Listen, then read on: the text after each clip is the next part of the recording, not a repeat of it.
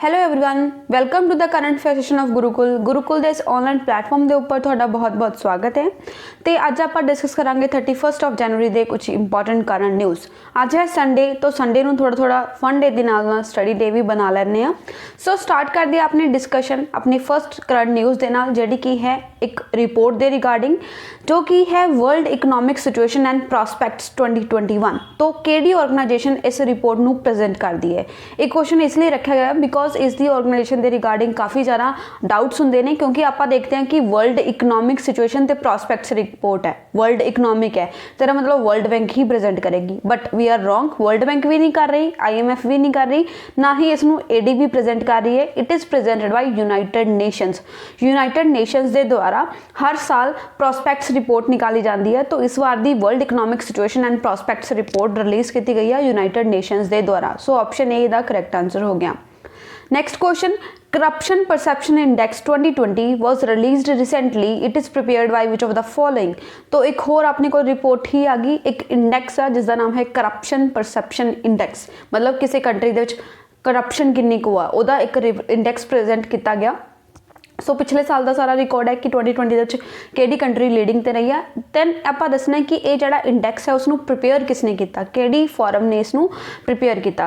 तो नॉर्मली आप देखिए कि करप्शन उत्थे नहीं होंदी जिथे ट्रांसपेरेंसी होवे, मतलब कोई चीज़ ट्रांसपेरेंट आ उहदे सामने जो है आपां नू दिख रहा, तो ओबवियसली उत्थे करप्शन नहीं हो पाएगी। तो याद रख ली देख सकते हो कि जिथे ट्रांसपेरेंसी होएगी उत्थे ही करप्शन नहीं होएगी। सो ट्रांसपेरेंसी इंटरनेशनल द्वारा प्रेजेंट की जाती है करप्शन परसेप्शन इंडेक्स। तो ऑप्शन सी अपना करेक्ट आंसर हो गया। दैन कुछ फैक्ट देख लेने कि जेड़ा एक करप्शन परसेप्शन इंडेक्स आया उहदे विच इंडिया दा रैंक की रहा। टोटल 180 कंट्रीज़ दी ये जिहड़ी प्रेजेंट की गई है इंडेक्स, उहदे विचों इंडिया दा रैंक आया 86। ते एक गल याद रखने वाली है कि इंडिया दा रैंक जिहड़ा है 6 प्लेसिस ना गिर गया, बिकॉज लास्ट ईयर अगर आप गल करिए 2019 का जिहड़ा करप्शन परसेप्शन इंडेक्स सी उहदे विच इंडिया दा रैंक आया सी 80th। तो आप 6 प्लेसिस पिछे जा चुके हैं 2020 के अगर आप देखिए। सो इसनू रिलीज़ किया गया ट्रांसपेरेंसी इंटरनेशनल के द्वारा। The index which ranks 180 countries and territories by their perceived levels of public sector corruption according to experts and business people. कौन देखता है इस चीज़ को कि केड़ी कंट्री ज़्यादा करप्ट है, केड़ी कंट्री घट करप्ट है, उसनू जिहड़े अलग अलग एक्सपर्ट्स होंदे ने, बिजनेस पीपल होंदे ने, वो स्टडी करते हैं सारे कंट्रीज़ नू। उस तो बाद स्कोर दी जाती है 0 तो लेके 100 तक। दैन 0 जिन्होंने मिलेगा इसका मतलब कि वो मोस्ट करप्ट एंड 100 मतलब बहुत ही क्लीन कंट्री है। सो इंडिया का रैंक कितना आया 86। दैन इंडिया का रैंक अगर आप 2019 की गल करिए तो कितना आया सी 80th, मतलब अपना जड़ा रैंक आ वो थोड़ा गिर चुके हैं, बाकी सब कुछ कॉन्स्टेंट ही रहा। Next question, recently which European nation has become the only country currently in world led by women, president and prime minister both are women. केड़ी कंट्री वर्ल्ड की इको एक कंट्री बन गई है जिथे प्रेजिडेंट ते प्राइम मिनिस्टर दोनों ही विमेन ने। तो वो भी इस तरह कि प्रेजिडेंट नू भी लोगों ने इलैक्ट किया होया ते प्राइम मिनिस्टर नू भी लोगों ने ही इलैक्ट किया गया।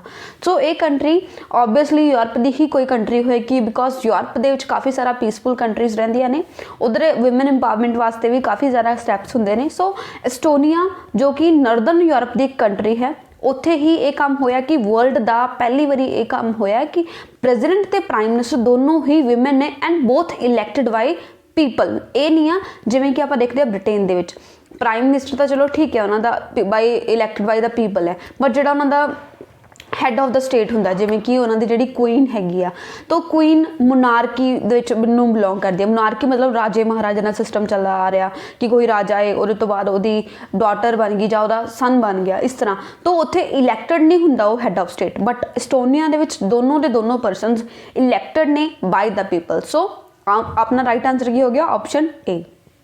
European nation of Estonia has become the only country currently in the world lead by women. कल्ली कंट्री है पूरे वर्ल्ड की जिन्हों दोनों ही विमेन लीड कर रही हैं। It means that both the president and prime minister of the country are women and both are elected by the people. ये कदों होया जो 26 जनवरी को उत्थों की जी प्राइम मिनिस्टर सी कजा खलिस वो उत्थे अपॉइंट हुए ने एज अ प्राइम मिनिस्टर। इत्थे नोट करने वाली गल है कि दोनों ही लोगों ने द्वारा इलैक्टेड ने। होर कंट्रीज़ भी ने जिथे दोनों के दोनों लाइक विमेन ने, बट उत्थे की आ उन्होंने एक मोनार्की नू बिलोंग करता, लाइक न्यूजीलैंड, बारबाडोस, डेनमार्क, ये भी 3 नेशनस है जिथे फीमेल प्राइम मिनिस्टर ते फीमेल हैड ऑफ स्टेट ने, बट जिहड़ा हैड ऑफ स्टेट है it is appointed not by the people, it is belongs to monarchies, मतलब उन्होंने इलैक्ट नहीं किया गया, वो जस्ट राजे महाराजन के जिहड़े उस सिस्टम में बिलोंग करते सी, दैट्स वाई वो हैड ऑफ द स्टेट ने। सो याद रखना एस्टोनिया जिहड़ी कंट्री है वो यूरोप के लोकेट करती है। एस्टोनिया की ऑफिशियल रिपब्लिक ऑफ एस्टोनिया है। कंट्री की लोकेशन अगर आप देखिए तो ईस्टर्न कोस्ट ऑफ बाल्टिक सी उत्थे लोकेटेड है। बाल्टिक सी दे नाल ईस्टर्न कोस्ट से कंट्री लोकेटेड है, तो बाल्टिक कंट्रीज़ दे आ जाती है। यूरोप के नॉर्दन पार्ट दे लोकेटेड है। कैपिटल तो लार्जेस्ट सिटी जी एस्टोनिया की तालिन है। ऑफिशियल लैंग्वेज एस्टोनियन है, तो करंसी जी एस्टोनिया की वो है यूरो। ये कुछ फैक्ट हो गए जो आपको पता होने चाहिए, बिकॉज आने वाले पेपरों के क्वेश्चन ऑब्वियसली बन सकता, बिकॉज काफ़ी इंपॉर्टेंट न्यूज़ है। नेक्स्ट क्वेश्चन, चुप ना बैठो, a digital campaign recently launched by which among the following. एक कैंपेन लॉन्च किया गया, डिजिटल कैंपेन है, तो उसका नाम है चुप ना बैठो। आप दसना किसने इसनू लॉन्च किया। चुप ना बैठो जो कैंपेन है उसनू लॉन्च करने वाली एक इदां दी संस्था है जी कि एड्स के अगेंस्ट काम करती है, मतलब जड़ियाँ एड्स लोगों को एक्सप्लॉइट करदियाँ। आप कुछ भी देखते हैं, लाइक अगर आप यूट्यूब पर सैशन वॉच कर रहे हैं, या फिर आप कोई इंटरनेट पर कोई चीज़ देख रहे हैं, या फिर कोई टैलीविजन के सामने कुछ देख रहे हैं, तो हज़ारों ही एड्स आ जाती अपने को, ऑप्शन भी नहीं होंगी उसको स्किप करने की। समटाइम्स 15 सैकेंड की एड आपको देखनी पैंती है।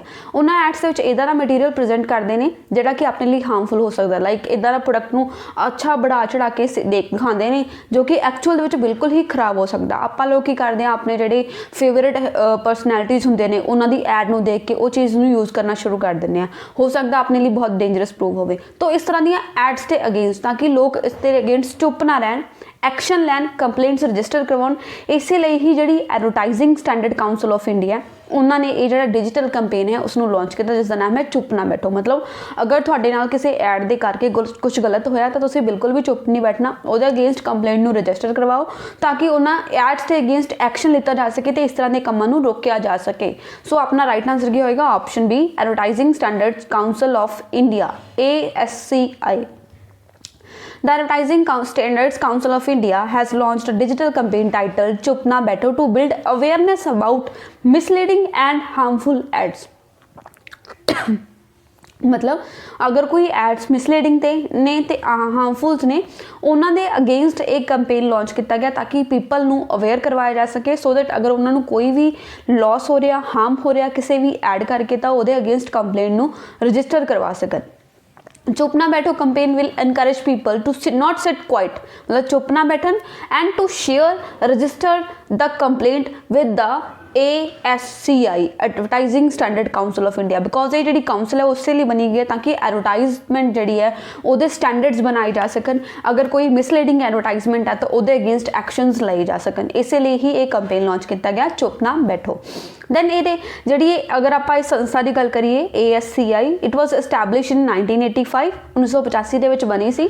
दैन सैल्फ रेगूलेटरी बॉडी है, मतलब आपे ही रेगूलेट करती है, वॉलंटरी ऑर्गेनाइजेशन है, किसी भी गवर्नमेंट का कोई रोल नहीं है, तो नॉन गवर्नमेंट बॉडी होगी। Just advertising industry of India है उदी ही वॉलंटरी ऑर्गेनाइजेशन है। इसका बेसिक काम की है, सैल्फ रेगूलेशन करना एंड एडवरटाइजमेंट को इंश्योर करना कि वो सही काम ही करन, वो किसी को मिसलीड ना करन, कंज्यूमर्स के इंटरस्ट को प्रोटेक्ट करना ही यदा काम है। दैन अगर ASCI के हैडकुआटर की गल करिए तो किस जगह पर लोकेटेड है, मुंबई के। सो याद रखना, advertising standard council of India self regulatory body है, एड्स के अगेंस्ट काम करती है। दैन एक ये मुंबई के हैडकुआटर है। Next question, economic survey 2020 and 21 prepared by a team led by chief economic advisor has been tabled in Lok Sabha by finance minister. Name the chief economic advisor. तो जिमें कि थानू पता है बजट सैशन अपना शुरू हो चुका है, जिहड़ा कि आप फैब के मंथ शुरू होंगे, तो रिसेंटली बजट सैशन शुरू हो गया। वो एक रिपोर्ट पब्लिश होंगी है इकनॉमिक सर्वे, क्योंकि दो मेन रिपोर्ट्स होंगे ने, एक तो होंगे बजट, एक होंगे इकनॉमिक सर्वे। दोनों के डिफरेंस की है कि बजट जोड़ा है वो होंगे आने वाले साल जो भी करना होएगा गवर्नमेंट ने। इकनॉमिक सर्वे का मतलब होंगे कि पिछले साल जोड़ा कि लंघ चुके, जिमें कि हम 2020-21 वाला जो फाइनेंशियल ईयर आ जोड़ा अपना 1 अप्रैल तो शुरू होंगे तो 31 मार्च तक चलता, उस साल गवर्नमेंट ने किहड़े इंपॉर्टेंट डिवेलपमेंट्स की किते खर्चे किए, वो सब कुछ की रिपोर्ट होंगी है जी कि प्रेजेंट की जाती है बजट सैशन के। सो इसनू प्रेजेंट किया गया बनाया किसने, एक टीम ने। ओबवियसली इन्ना बड़ा काम कुछ एक अद्धा पर्सन तो करेगा नहीं, एक प्रॉपर टीम ने मिलकर इसनूं बनाया। तो उसनूं लीड कौन कर रहा है इस टीम नूं, अपने चीफ इकनॉमिक एडवाइजर। दैन उन्होंने ये रिपोर्ट बना के किसनूं देती, अपने फाइनांस मिनिस्टर नूं। ते वो फाइनांस मिनिस्टर जिहड़े हैगे ने श्रीमती निर्मला सीतारमन, उन्होंने इसनूं प्रेजेंट किया लोक सभा के सामने। तो आपां दसना जिहड़े वो चीफ इकनॉमिक एडवाइजर हैगे सी, जिन्हां दी अगवाई दे हेठ ये जिहड़ी इकनॉमिक सर्वे आ उसनूं प्रिपेयर किया गया, वो कौन ने। सो उन्हों का नाम हैगा अपना Kumar Murthy Venkata Subramanian, KV Subramanian. Option C is the correct answer. ये अपने चीफ इकनॉमिक एडवाइजर हैगे ने। So the budget session of the parliament has begun and finance minister Nirmala Sitharaman table the economic survey. Budget session शुरू हो गया, इकनॉमिक सर्वे वीक की वाला प्रेजेंट हो गया। एक एनुअल डॉक्यूमेंट आ जिहड़ा कि मिनिस्ट्री ऑफ फाइनांस प्रिपेयर कर दी है चीफ इकनॉमिक एडवाइजर की अगवाई के हेठ। तो चीफ इकनॉमिक एडवाइजर किहड़े हैगे ने, अपने कृष्ण मूर्ति वेंकटा सुब्रमण्यम। वो जन ये जिहड़ी पूरी स्टेट के डिटेल्स जिहड़े हुंदे, मतलब पूरे सैशन दे विच पिछले साल दे विच जो कुछ एक होया वो सब कुछ चीज़ का डेटा प्रेजेंट हुंदा इकनॉमिक सर्वे दे विच। सो इसनूं प्रेजेंट किया गया। फाइनांस मिनिस्टर निर्मला सीतारमन ने इसनूं प्रेजेंट किया state of economy ahead of the government's budget for fiscal year beginning April 1, 2021, ताकि स्टेट ऑफ इकॉनमी पता लग सके, ताकि जो अगला आने वाला सैशन है वो बजट के रिगार्डिंग सारी इन्फॉर्मेशन प्रोवाइड हो सके। इस सर्वे के अकॉर्डिंग जी अपनी इंडिया की इकॉनमी है वो ग्रो करेगी 11% फिस्कल ईयर 21-22 ਦੇ ਵਿੱਚ। ਤੇ GDP ग्रोथ रेट ਜਿਹੜਾ है बट वो की रहेगा -7.7%, क्योंकि आपको पता है लॉकडाउन करके काफ़ी डेंजरस इंपैक्ट पे ने अपनी इकॉनमी दे। अपनी इकॉनमी सब तो वर्स्ट हिट होने वाली इकॉनमी सी पूरे वर्ल्ड के विचों। 23.9% माइनस च ग्रोथ रेट गई सी इंडिया की, बट वो कह रहे हैं कि 2021-22 के सैशन के अपनी जी रिकवरी है काफ़ी अच्छी होएगी, स्ट्रोंग रिकवरी वाले फेज च इंडिया एंटर होएगा। सो ये कुछ इन्फॉर्मेशन सी जी आपको पता होनी चाहिए है। नेक्स्ट क्वेश्चन है अपना, ministry of tourism has dedicated how many virtual pavilions in Bharat Parv 2021। जिहड़ा कि भारत पर्व हर साल अपने रिपब्लिक डे तो शुरुआत होंदी है उसकी, तो उहदे विच अपनी जिहड़ी मिनिस्ट्री ऑफ टूरिज्म है उसने किन्ने पवेलियंस नूं लॉन्च किया, किन्ने पवेलियंस नूं वर्चुअली प्रेजेंट किया। तो भारत पर्व जिहड़ा ऑर्गेनाइज करवाया जाता है, इस वाल कोरोना वायरस करके इसनूं वर्चुअली ऑर्गेनाइज करवाया जा रहा, मतलब ऑनलाइन मीडियम के थ्रू भारत पर्व चल रहा। तो इस पर्व दे विच मिनिस्ट्री ऑफ टूरिज्म ने 3 पवेलियन डेडिकेट किए हैं। 3 पवेलियन के थ्रू इंडिया की इनक्रैडिबिलिटी की जिहड़ी की झलक दिखाई जा रही है। सो ऑप्शन बी इसका करैक्ट आंसर होएगा, बिकॉज 3 पवेलियंस लॉन्च किए हैं। वो 3 पवेलियंस किहड़े ने उन्होंने आप इन्फॉर्मेशन देखते हैं। तो मिनिस्ट्री ऑफ टूरिज्म ने ये 3 वर्चुअल पवेलियन लॉन्च किए हैं, जिन्होंने पहला है देखो अपना देश, second Statue of Unity and third Incredible India. ये तीनों प्रेजेंट होए ने भारत पर्व दे विच। तो भारत पर्व की गल करिए 26 जनवरी तो लैके 31 जनवरी 2021 तक के चलेगा। इन्हां दे विच भारत के अलग अलग जिहड़े इनक्रैडिबल थिंग्स है ने उन्होंने प्रेजेंट किया जाएगा। तो इसनूं तुसीं देख सकते हो वर्चुअल जिहड़ा प्लेटफॉर्म पर जाके जिहड़ा कि है www.bharatparv2021.com, इस ते जाके तुसीं जरूर देख सकते हो भारत पर्व नूं। स्टैचू ऑफ यूनिटी जिहड़ा है वो प्रोवाइड करेगा इन्फॉर्मेशन अबाउट द डेस्टिनेशन, जी वो पर्टिकुलर डेस्टिनेशन है वो रिगार्डिंग जी कि केवाड़िया पर्टिकुलर प्लेस है गुजरात के, उस जगह की सारी इन्फॉर्मेशन प्रोवाइड करेगा आपू। दैन इनक्रैडिबल इंडिया पवेलियन की अगर आप गल करिए तो उसके under UNESCO world heritage sites जिन्नियां भी ने इंडिया दियां उन्होंने सब नूं दिखाया जाएगा। देखो अपना देश के अंडर की होंगे कि जोड़े अलग अलग अपने इंडिया के इंपॉर्टेंट प्लेसिस ने उन्होंने बारे सारी जिमें आप एक तरह ना उत्थे घूमते ही हाँ उस तरह की सारी इन्फॉर्मेशन प्रोवाइड की जाती है। सो ये कुछ फैक्ट है जिहड़े आपां नूं पता होने चाहिए भारत पर्व के नाल related. Next question, The government has listed a bill providing for the banning of which of the following private cryptocurrencies। Government ने एक बिल प्रोवाइड किया जिहदे अंडर कुछ क्रिप्टो करंसीज नूं बैन किया जाएगा। तो आपां दसना वो किहड़ियां क्रिप्टो करंसीज ने जिन्होंने इंडिया बैन करन जा रहा है, इंडियन गवर्नमेंट बैन करन जा रही है। सो क्रिप्टो करंसी पहला तो आपां नूं पता होना चाहिए कि हुंदी है। क्रिप्टो करंसी एक वर्चुअल करंसी हुंदी है, जिवें कि आपां 100 रुपीज़ का नोट लैंदे आ, वो अपने हैंड्स दे विच है, मतलब एक करंसी है, नोट है जिन्हों कि गवर्नमेंट ने इशू किया होया। तो उन्होंने आपां कहने legal tender money. Legal tender money मतलब अपने RBI के गवर्नर के उत्ते साइन होंदे ने, लीगली बनी हुई है, गवर्नमेंट ने RBI ने उसनूं बनाया। दैन उन्होंने आप अगर किसी को देवांगे सामने वाला बंदा मना नहीं कर सकता। ਲਾਈਕ ਤੁਸੀਂ ਕਿਸੇ ਸ਼ਾਪ ਤੇ ਕੁਝ ਖਰੀਦਣ ਗਏ, ਤੁਸੀਂ ਉਹ ਚੀਜ਼ ਖਰੀਦੀ, now you are paying with that money, ਤਾਂ ਉਹ ਬੰਦਾ ਰਿਜੈਕਟ ਨਹੀਂ ਕਰ ਸਕਦਾ ਕਿ ਮੈਂ ਇਹ ਪੈਸੇ ਨਹੀਂ ਲੈਣੇ, ਉਹਨੂੰ ਲੈਣੇ ਹੀ ਪੈਣਗੇ ਬਿਕੋਜ਼ ਪੈਸੇ ਦੀ ਤਾਂ ਵੈਲਿਊ ਹੈ। ਬਟ ਕ੍ਰਿਪਟੋ ਕਰੰਸੀ ਕੀ ਹੁੰਦੀ ਹੈ ਜਿਹੜੀ ਕਿ ਵਰਚੁਅਲ ਮੋਡ ਤੇ ਆ, ਮਤਲਬ ਜੇ ਸੀ ਫਿਜ਼ੀਕਲੀ ਆਪਾਂ ਨੂੰ ਦਿਖਾਈ ਨਹੀਂ ਦਿੰਦੀ, ਜਸਟ ਵਰਚੁਅਲ ਇੰਟਰਨੈਟ ਦੇ ਥਰੂ ਹੀ ਆਪਾਂ ਨੂੰ ਦਿਖਦੀ ਹੈ, ਉਸ ਨੂੰ ਕਹਿੰਦੇ ਆ ਕ੍ਰਿਪਟੋ ਕਰੰਸੀ। ਤਾਂ ਕ੍ਰਿਪਟੋ ਕਰੰਸੀਜ਼ ਕਾਫੀ ਸਾਰੇ ਪਰਸਨਸ ਨੇ ਹੁਣ ਤਾਂ ਐਟ ਪ੍ਰੈਜ਼ੈਂਟ ਕਾਫੀ ਸਾਰੀਆਂ ਹੋ ਚੁੱਕੀਆਂ ਨੇ। ਸਭ ਤੋਂ ਪਹਿਲੇ ਜਿਹੜੀ ਕ੍ਰਿਪਟੋ ਕਰੰਸੀ ਆਈ ਸੀ ਉਹ ਆਈ ਸੀ ਬਿਟਕੋਇਨ, ਫਿਰ ਉਸ ਤੋਂ ਬਾਅਦ second most poplar crypto currency ਹੈ ਆਈਥਰ, ਉਸ ਤੋਂ ਬਾਅਦ ਹੈ ਰਿਪਲ। ਇਹ ਤਿੰਨ ਕ੍ਰਿਪਟੋ ਕਰੰਸੀਜ਼ ਨੇ ਜਿਹੜੀਆਂ ਆਪਣੇ ਇੰਡੀਆ ਨੂੰ ਬਿਲੋਂਗ ਨਹੀਂ ਕਰਦੀਆਂ, ਤਾਂ ਇੰਡੀਅਨ ਗਵਰਨਮੈਂਟ ਨੇ ਇਹਨਾਂ ਤਿੰਨਾਂ ਨੂੰ ਬੈਨ ਕਰਨ ਦੇ ਲਈ ਇੱਕ ਬਿੱਲ ਪ੍ਰੋਵਾਈਡ ਕੀਤਾ ਤਾਂ ਕਿ ਇੰਡੀਆ ਖੁਦ ਦੀ ਆਪਦੀ ਇੱਕ ਡਿਜੀਟਲ ਕਰੰਸੀ ਬਣਾ ਸਕੇ। ਸੋ ਆਲ ਆਫ ਦਾ ਅਬਵ ਆਪਣਾ ਰਾਈਟ ਆਂਸਰ ਹੋਏਗਾ ਬਿਕੋਜ਼ ਆਪਣੀ ਇੰਡੀਅਨ ਗਵਰਨਮੈਂਟ ਇਹ ਤਿੰਨਾਂ ਹੀ ਕ੍ਰਿਪਟੋ ਕਰੰਸੀਜ਼ ਨੂੰ ਬੈਨ ਕਰਨ ਲਈ ਬਿੱਲ ਪ੍ਰੋਵਾਈਡ ਕਰ ਰਹੀ ਹੈ। Next, government has listed a bill providing for the banning of all the private cryptocurrencies in India such as Bitcoin, Ether, Ripples and others। ਜਿੰਨੀਆਂ ਵੀ cryptocurrencies ਨੇ ਸਭ ਨੂੰ ਆਪਾਂ ਬੈਨ ਕਰਨ ਜਾ ਰਹੇ ਹਾਂ, ਮਤਲਬ ਆਪਾਂ ਕਿਸੇ ਨੂੰ ਵੀ ਨਹੀਂ ਚਲਾਵਾਂਗੇ cryptocurrencies ਨੂੰ ਬਿਕੋਜ਼ cryptocurrency ਦੇ ਥਰੂ ਕਰਪਸ਼ਨ ਵੀ ਕਾਫੀ ਜ਼ਿਆਦਾ ਹੁੰਦੀ ਹੈ, ਇਨ ਦਾ ਸੈਂਸ ਕਿ ਲੋਕ ਕਿਉਂਕਿ ਇਸ ਕਰੰਸੀ ਨੂੰ ਕੋਈ ਟਰੈਕ ਨਹੀਂ ਕਰ ਸਕਦਾ, ਆਨਲਾਈਨ ਮੋਡ ਤੇ आता है, ਇਹਦੇ ਨਾਲ ਕੋਈ ਵੀ ਗਲਤ ਕੰਮ ਹੋ ਸਕਦੇ ਨੇ, ਟੈਰਰਿਜ਼ਮ ਫਾਈਨੈਂਸਿੰਗ ਜਿਹੜੀ ਹੁੰਦੀ ਹੈ ਉਹ ਵੀ ਇਸ ਤਰ੍ਹਾਂ ਨਾਲ ਹੋ ਸਕਦੀ ਹੈ, ਦੈਟਸ ਵਾਈ ਇੰਡੀਆ ਨੇ ਇਹਨਾਂ ਨੂੰ ਤਿੰਨਾਂ ਨੂੰ ਬੈਨ ਕਰਤਾ। The bill also providing for the creation of a legislative framework on an official digital currency. ਉਹ ਕਹਿੰਦੇ ਕਿ ਅਸੀਂ ਆਪਦੀ ਜਿਹੜੀ ਆਫੀਸ਼ੀਅਲ ਡਿਜੀਟਲ ਕਰੰਸੀ ਬਣਾਵਾਂਗੇ, ਉਹਦੇ ਲਈ ਹੀ ਇੱਕ ਲੀਗਲ ਫਰੇਮਵਰਕ ਬਣਾ ਰਹੇ ਨੇ ਤਾਂ ਕਿ ਆਪਣੀ ਇੰਡੀਆ ਦੀ ਖੁਦ ਦੀ ਇੱਕ ਕ੍ਰਿਪਟੋ ਕਰੰਸੀ ਬਣ ਸਕੇ। The bill is called crypto currency and regulation of official digital currency bill 2021। तो हर एक बिल का जिमें कोई ना कोई नाम होंगे, तो इस बिल का भी नाम रखा गया जिसका नाम है crypto currency and regulation of official digital currency bill 2021 क्योंकि 2021 प्रेजेंट किया गया, दैट्स वाई दा नाम 2021 के नाम से रखा गया। Next question, recently agreement has been signed between the Department of Economic Affairs and World Bank for financial support to STARS project। STARS project belong to which ministry? तो ਰੀਸੈਂਟਲੀ ਜਿਹੜਾ ਆਪਣਾ ਡਿਪਾਰਟਮੈਂਟ ਆਫ ਇਕਨੋਮਿਕ ਅਫੇਅਰ ਹੈ ਤੇ world bank ਦੋਨਾਂ ਨੇ ਮਿਲ ਕੇ ਇੱਕ agreement sign ਕੀਤਾ ਕਿ ਦੋਨੋਂ ਫਾਈਨੈਂਸ਼ੀਅਲ ਸਪੋਰਟ ਦੇਣਗੇ ਇੱਕ ਪ੍ਰੋਜੈਕਟ ਨੂੰ ਜਿਸ ਦਾ ਨਾਮ ਹੈ ਸਟਾਰਸ ਪ੍ਰੋਜੈਕਟ। तो ਆਪਾਂ ਦੱਸਣਾ ਹੈ ਜਿਹੜਾ ਸਟਾਰ ਪ੍ਰੋਜੈਕਟ ਹੈ ਇਹ ਕਿਸ ਮਿਨਿਸਟਰੀ ਨੂੰ ਬਿਲੋਂਗ ਕਰਦਾ ਹੈ। तो ਸਟਾਰ ਪ੍ਰੋਜੈਕਟ ਜਿਹੜਾ ਹੈ strengthening teaching learning and research results approach ਲਈ है। तो टीचिंग लर्निंग आ गया, ਇਹਦਾ मतलब ਕੀ ਹੈ एजुकेशन मिनिस्ट्री होएगी। सो ऑप्शन बी अपना करैक्ट आंसर होएगा। ये ਜਿਹੜੀ स्टार्स प्रोजेक्ट है वो बिलोंग करता है मिनिस्ट्री ऑफ एजुकेशन ਨੂੰ। नेक्स्ट कुछ फैक्ट देख लेने हैं। The star project would be implemented as a new centrally sponsored scheme under the department of school education and literary ministry of education. तो जो स्टार प्रोजेक्ट है वो सेंट्रली स्पॉन्सर्ड स्कीम होएगी, मतलब सेंटर ये पैसे लगाएगा।